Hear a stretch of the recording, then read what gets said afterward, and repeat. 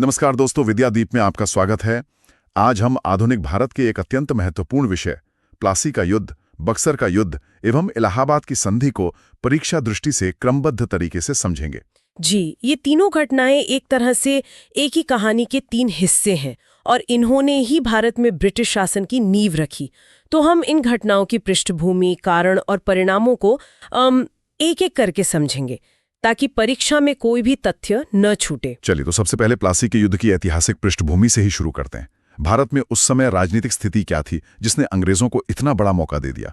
देखिए, हुआ ये कि आधुनिक भारत के इतिहास में यूरोपीय कंपनियों के आने के बाद अंग्रेजों ने विस्तार की नीति अपनाई। उन्होंने कर्नाटक युद्धों में फ्रांसीसियों को हराकर अपने सबसे बड़े प्रतिद्वंदी को तो रास्ते से हटा ही दिया था। लेकिन सबसे बड़ा बदलाव आया 1707 में, जब औरंगजेब की मृत्यु हुई।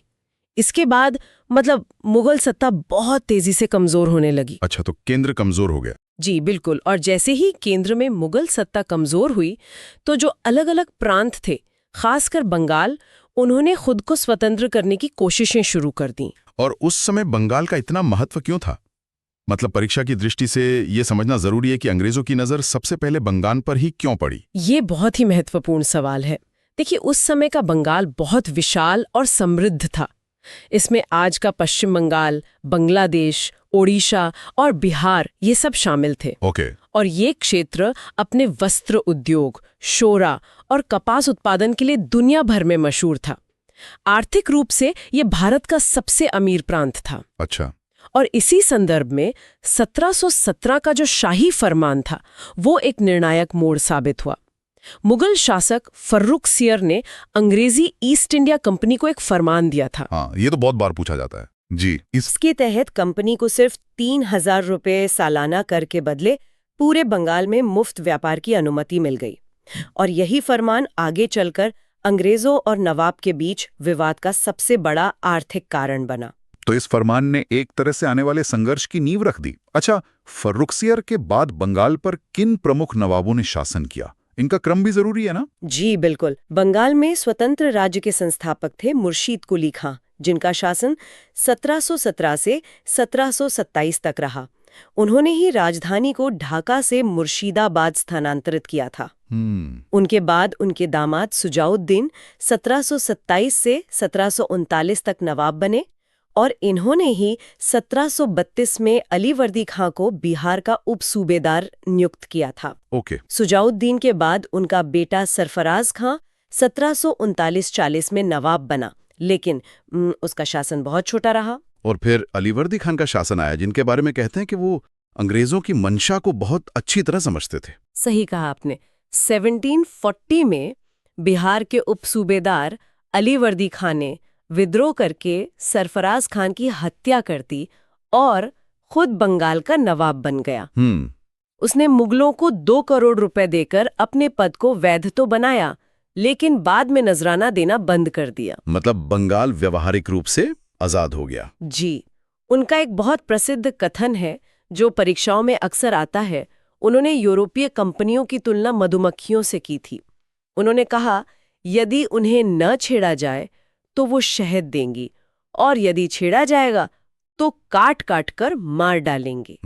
ये उनकी दूरदर्शिता को दिखाता है। अलीवर्दी खान के बाद उनके उत्तराधिकारी सिराजुद्दौला के समय अंग्रेजों से विवाद इतना क्यों बढ़ गया कि युद्ध की नौबत आ गई? अलीवर्दी खान का कोई बेटा नहीं था, तो उनकी सबसे छोटी बेटी का बेटा सिराजुद्दौला 1756 में अगला नवाब बना। लेकिन उसके गद्दी पर बैठते ही परिवार में ही दुश्मन बन गए, जैसे उसकी मौसी घसीटी बेगम। अच्छा। और अंग्रेजों से विवाद के 2 मुख्य कारण थे जो परीक्षा में पूछे जाते हैं। पहला, अंग्रेजों ने नवाब के दुश्मनों को अपने यहाँ शरण दी, जिससे सिराजुद्दौला बहुत नाराज था। और दूसरा ये कि नवाब के मना करने के बावजूद अंग्रेज अपनी बस्तियों और किलों की किलेबंदी फोर्टिफिकेशन कर रहे थे। ये नवाब की संप्रभुता को सीधी चुनौती थी। तो जब अंग्रेज अपनी मनमानी से बाज नहीं आए, तब सिराजुद्दौला ने क्या कदम उठाया? जब अंग्रेजों ने बात नहीं मानी तो 15 जून 1756 को सिराजुद्दौला ने कलकत्ता में अंग्रेजों के किले फोर्ट विलियम पर हमला कर दिया। 5 दिनों की घेराबंदी के बाद 20 जून 1756 को नवाब ने किले पर कब्जा कर लिया और अंग्रेज अपनी जान बचाकर पास के फुल्टा द्वीप पर भाग गए। ये नवाब की एक बहुत बड़ी शुरुआती जीत थी। और इसी घटना के साथ काल कोठरी की घटना या ब्लैक होल ट्रेजेडी भी जुड़ी हुई है। ये काफी विवादित है, लेकिन परीक्षा में तो पूछा ही जाता है। जी, ये घटना 20 जून 1756 की रात को घटी बताई जाती है। इसका जो एकमात्र स्रोत है वो एक अंग्रेज अधिकारी हॉलवेल है। अच्छा, सिर्फ एक ही स्रोत है। जी, हॉलवेल के अनुसार नवाब ने 146 अंग्रेजों को एक बहुत ही छोटी तंग कोठरी में बंद कर दिया था और अगली सुबह जब कोठरी खोली गई तो सिर्फ 23 लोग ही जिंदा बचे। 123 की दम घुटने से मौत हो गई। लेकिन कई इतिहासकार इसे मानते नहीं हैं, है ना? सही कहा। कई भारतीय इतिहासकार इसे मनगढ़ंत या बहुत बड़ा चढ़ाकर बताई गई घटना मानते हैं, लेकिन अंग्रेजों ने इसे बदला लेने का एक बहाना बना लिया। इस घटना के बाद अंग्रेजों की क्या प्रतिक्रिया रही? यहीं से रॉबर्ट क्लाइव की भूमिका शुरू होती है। बिल्कुल। कालकोठरी की घटना की खबर सुनकर रॉबर्ट क्लाइव मद्रास से एक सेना लेके बंगाल आया, लेकिन क्लाइव समझता था कि सिराजुद्दौला की सेना से सीधे जीतना मुश्किल है, तो उसने युद्ध के बजाय षड्यंत्र का सहारा लिया। अच्छा। उसने सिराजुद्दौला के दरबार में जो असंतुष्ट अधिकारी थे उनसे संपर्क किया और एक गुप्त षड्यंत्र रचा।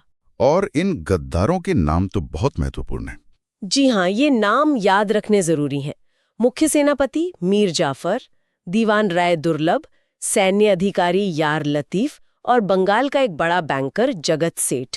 सौदा ये था कि युद्ध में ये लोग नवाब का साथ छोड़ देंगे और बदले में मीर जाफर को बंगाल का अगला नवाब बनाया जाएगा। और इसी षड्यंत्र का अंतिम परिणाम था प्लासी का युद्ध, जिसने भारत का इतिहास ही बदल दिया। जी, 23 जून 1757 को भागीरथी नदी के किनारे प्लासी नाम की जगह पर यह तथाकथित युद्ध लड़ा गया। एक तरफ क्लाइव की छोटी सी सेना थी और दूसरी तरफ नवाब की करीब 50,000 की विशाल सेना। तो ये तो एक तरफा होना चाहिए था। लेकिन ये एक वास्तविक युद्ध से ज्यादा एक धोखा था। जैसे ही युद्ध शुरू हुआ, षड्यंत्र के हिसाब से मुख्य सेनापति मीर जाफर अपनी सेना की एक बड़ी टुकड़ी लेकर अलग हो गया और बस खड़ा रहा। मतलब सेना का एक बड़ा हिस्सा लड़ा ही नहीं? जी, नवाब के कुछ वफादार सैनिक जैसे मीर मदान और मोहनलाल लड़ते हुए मारे गए, लेकिन ज्यादातर सेना तो बस देखती रही। तो इस एपिक का परिणाम तो पहले से ही तय था। इसके परिणाम क्या हुए? हाँ, अपने ही सेनापति के धोखे के कारण सिराजुद्दौला की हार तो निश्चित ही थी। वो युद्ध के मैदान से भागा, लेकिन बाद में मीर जाफर के बेटे मीरन ने उसकी हत्या कर दी। और इसके परिणाम बहुत दूरगामी थे। पहला, ये भारत में अंग्रेजी प्रभुसत्ता की नींव रखने वाला युद्ध था। दूसरा, वादे के अनुसार अंग्रेजों ने मीर जाफर को बंगाल का नया नवाब बना दिया और बंगाल की राजनीति में सीधा दखल शुरू हो गया। जी बिल्कुल। और चौथा, नए नवाब ने कंपनी को 24 परगना जिले की दीवानी दी और क्लाइव को भी निजी तौर पर बहुत सारा धन दिया। प्लासी के बाद मीर जाफर नवाब तो बन गया, लेकिन क्या वो एक स्वतंत्र शासक था या सिर्फ नाम का नवाब? मीर जाफर का जो शासनकाल था 1757 से 1760 तक, उसे कठपुतली नवाब का शासन ही कहा जाता है। असली शक्ति तो पूरी तरह से अंग्रेजों के हाथ में थी। अच्छा। अंग्रेज उसका इस्तेमाल मतलब एक सोने की बोरी की तरह करते थे। जब भी पैसे चाहिए होते वो मीर जाफर से मांग लेते। धीरे धीरे बंगाल का खजाना खाली होने लगा। फिर 1760 में रॉबर्ट क्लाइव वापस इंग्लैंड चला गया और उसके बाद वेंसिटार्ट बंगाल का गवर्नर बना। तो फिर मीर जाफर को हटाकर मीर कासिम को नवाब क्यों बनाया गया? क्या मीर जाफर उनकी उम्मीदों पर खरा नहीं उतर पाया? बिल्कुल यही बात है। अंग्रेजों को लगा कि मीर जाफर उनकी लगातार बढ़ती धन की मांग पूरी नहीं कर पा रहा है। तब गवर्नर वेंसिटार्ट ने 1760 में मीर जाफर के दामाद मीर कासिम के साथ एक गुप्त समझौता किया। अच्छा, उसके दामाद के साथ? जी। समझौते के तहत मीर कासिम ने नवाब बनने पर कंपनी को बर्दवान, मिदनापुर और चटगांव जिलों की दीवानी देने का वादा किया। अंग्रेजों के दबाव में मीर जाफर ने इस्तीफा दे दिया और मीर कासिम नया नवाब बन गया। मीर कासिम ने नवाब बनने के बाद क्या सुधार किए? क्या वो भी अपने ससुर की तरह एक कठपुतली ही बना रहा? नहीं, मीर कासिम सभी नवाबों में सबसे योग्य और स्वाभिमानी था। वो अंग्रेजों की कठपुतली बनकर नहीं रहना चाहता था। उसने कुछ बहुत महत्वपूर्ण सुधार किए। जैसे कि? पहला, अंग्रेजों के दखल से बचने के लिए उसने अपनी राजधानी मुर्शिदाबाद से मुंगेर, जो बिहार में है, वहां स्थानांतरित कर दी। ये एक बहुत बड़ा रणनीतिक कदम था। दूसरा, उसने सैन्य सुधार किए।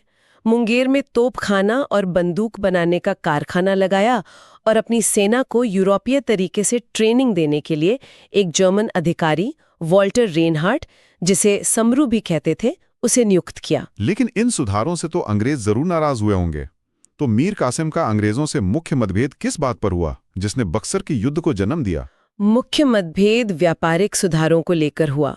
जैसा हमने पहले बात की, अंग्रेजों को 1717 के फरमान से कर मुक्त व्यापार का अधिकार मिला था, जिसे दस्तक कहते थे। जी। अंग्रेज इस दस्तक का बहुत दुरुपयोग कर रहे थे। वो न केवल अपना माल बिना टैक्स दिए बेचते थे, बल्कि ये दस्तक भारतीय व्यापारियों को भी बेच देते थे। इससे नवाब को राजस्व का भारी नुकसान हो रहा था। अच्छा। मीर कासिम ने इस पर रोक लगाने की कोशिश की, लेकिन जब अंग्रेज नहीं माने तो उसने एक बहुत साहसिक कदम उठाया। उसने भारतीय व्यापारियों पर से भी सारे आंतरिक व्यापारिक कर हटा दिए। अरे वाह। तो मतलब अब सब बराबर हो गए। जी। इससे अंग्रेजों और भारतीय व्यापारियों के बीच एक बराबरी का मुकाबला हो गया, जो अंग्रेजों को बिल्कुल मंजूर नहीं था। उनका विशेषाधिकार खत्म हो गया और वे मीर कासिम के कट्टर दुश्मन बन गए। और इसी मतभेद ने बक्सर के युद्ध की पृष्ठभूमि तैयार की। बिल्कुल। अंग्रेजों ने मीर कासिम को हटाने का फैसला किया और 1763 में मीर जाफर को एक बार फिर से बंगाल का नवाब घोषित कर दिया। अच्छा, मीर जाफर वापस आ गया। जी। और अंग्रेजों ने मीर कासिम के खिलाफ युद्ध छेड़ दिया। मीर कासिम कई छोटी लड़ाइयों में हारकर अवध भाग गया। वहां उसने अवध के नवाब और मुगल बादशाह के साथ मिलकर अंग्रेजों को बंगाल से खदेड़ने की एक बड़ी योजना बनाई। और यहीं पर वो प्रसिद्ध त्रिगुट गठबंधन बना, जिसके बारे में परीक्षाओं में सवाल आते हैं। इस गठबंधन में कौन कौन शामिल था? जी, बक्सर के युद्ध में भारतीय पक्ष से 3 बड़ी शक्तियां एक साथ थीं। पहला, मीर कासिम, जो बंगाल का भगोड़ा नवाब था। दूसरा, शुजाउद्दौला, जो अवध का शक्तिशाली नवाब था। और तीसरा, शाह आलम द्वितीय, जो उस समय नाम का ही सही पर मुगल बादशाह था। इन तीनों की संयुक्त सेना अंग्रेजों का सामना करने के लिए बिहार के बक्सर नामक स्थान पर पहुंची। अब बक्सर के युद्ध पर आते हैं। ये युद्ध प्लासी से किस तरह अलग और ज्यादा महत्वपूर्ण था? बक्सर का युद्ध 23 अक्टूबर 1764 को लड़ा गया। इसमें एक तरफ ये त्रिगुट था और दूसरी तरफ अंग्रेजी सेना, जिसका नेतृत्व हेक्टर मुनरो कर रहा था। रॉबर्ट क्लाइव नहीं। इस युद्ध में हेक्टर मुनरो था और ये एक निर्णायक और वास्तविक युद्ध था। हेक्टर मुनरो की कुशल सैन्य रणनीति के सामने ये संयुक्त सेना टिक नहीं सकी और बुरी तरह हार गई। तो मतलब प्लासी की जीत धोखे पर आधारित थी, लेकिन बक्सर की जीत सैन्य ताकत पर। बिल्कुल सही। इस युद्ध ने एक साथ उत्तर भारत की 3 बड़ी शक्तियों को हराया, जिससे पूरे उत्तर भारत में अंग्रेजों का दबदबा कायम हो गया। बक्सर युद्ध के बाद की स्थिति क्या रही और इसके बाद इलाहाबाद की संधियों की क्या भूमिका थी? युद्ध के बाद मीर कासिम तो भाग गया और बाद में गुमनामी में मर गया, लेकिन अवध के नवाब शुजाउद्दौला और मुगल बादशाह शाह आलम द्वितीय ने आत्मसमर्पण कर दिया। इस बड़ी जीत के बाद 1765 में रॉबर्ट क्लाइव दूसरी बार गवर्नर बनकर भारत आया और उसने ही इन हारी हुई शक्तियों के साथ अलग अलग संधियां की, जिन्हें हम इलाहाबाद की संधियों के नाम से जानते हैं। तो इलाहाबाद की 2 संधियां हुई। पहली संधि किसके बीच और किन शर्तों पर हुई? की पहली संधि 12 अगस्त 1765 को हुई। ये रॉबर्ट क्लाइव और मुगल बादशाह शाह आलम द्वितीय के बीच हुई थी। अच्छा, इसकी शर्तें क्या थीं? इसकी 3 मुख्य शर्तें थीं। पहली, मुगल बादशाह ने एक फरमान से कंपनी को बंगाल, बिहार और ओडिशा की दीवानी, मतलब राजस्व वसूलने का अधिकार स्थायी रूप से दे दिया। तो अब कंपनी कानूनी तौर पर टैक्स कलेक्टर बन गई। जी। दूसरी शर्त, कंपनी ने बादशाह को अवध के नवाब से कड़ा और इलाहाबाद के जिले लेकर दे दिए। और तीसरी, इन सब के बदले में कंपनी ने बादशाह को 26 लाख रुपए सालाना पेंशन देना स्वीकार किया। मतलब मुगल बादशाह अब कंपनी का पेंशनर बन गया। और दूसरी संधि वो अवध के नवाब के साथ हुई होगी? जी। दूसरी संधि 4 दिन बाद 16 अगस्त 1765 को क्लाइव और अवध के नवाब शुजाउद्दौला के बीच हुई। इसके तहत नवाब पर 50 लाख रुपए का जुर्माना लगाया गया। कड़ा और इलाहाबाद के जिले उससे ले लिए गए और साथ ही अंग्रेजी सेना की एक टुकड़ी अवध में नवाब के खर्च पर ही रख दी गई, उसकी सुरक्षा के नाम पर। इन्हीं संधियों के बाद बंगाल में उस प्रसिद्ध द्वैध शासन की शुरुआत हुई। ये व्यवस्था क्या थी और इसका क्या प्रभाव पड़ा? जी, 1765 से 1772 तक बंगाल में ये दोहरा शासन या द्वैध शासन चला। ये क्लाइव की एक बहुत ही चालाक व्यवस्था थी। कैसे? इसके तहत दीवानी यानी राजस्व वसूलने का काम और शक्ति तो कंपनी के पास थी, लेकिन निजामत यानी प्रशासन और कानून व्यवस्था की जिम्मेदारी नवाब के पास रही। अच्छा, मतलब अधिकार बिना उत्तरदायित्व कंपनी के लिए और उत्तरदायित्व बिना अधिकार नवाब के लिए। बिल्कुल सही समझा आपने। कंपनी सिर्फ पैसा वसूलती थी, लेकिन जनता की भलाई की कोई जिम्मेदारी नहीं थी। इस व्यवस्था ने बंगाल को जमकर लूटा और ये 1772 तक चली, जब वॉरेन हेस्टिंग्स ने इसे समाप्त करके बंगाल पर कंपनी का पूर्ण नियंत्रण स्थापित कर लिया। तो संक्षेप में हमने देखा कि किस तरह प्लासी के षड्यंत्र से शुरू हुई कहानी बक्सर की सैन्य विजय पर पहुंची और अंत में इलाहाबाद की संधि ने अंग्रेजों को बंगाल का वास्तविक शासक बना दिया। ये तीनों घटनाएं मिलकर भारत में ब्रिटिश साम्राज्य की स्थापना का पहला और सबसे महत्वपूर्ण अध्याय हैं। बिल्कुल। परीक्षा की दृष्टि से इन युद्धों की तिथियां जैसे 23 जून 1757 और 23 अक्टूबर 1764, इनमें शामिल व्यक्ति जैसे Robert Clive, Hector Munro, Sirajuddaula, Mir Qasim और संधियों की शर्तें तथा द्वैध शासन की अवधारणा, ये सब अत्यंत महत्वपूर्ण है। अगर प्लासी, बक्सर या इलाहाबाद की संधि से जुड़ा आपका कोई भी प्रश्न है तो उसे नीचे कमेंट सेक्शन में जरूर लिखें। हमें ये भी बताएं कि क्या ये विषय परीक्षा के लिए आपको स्पष्ट लगा। वीडियो देखने के लिए बहुत बहुत धन्यवाद।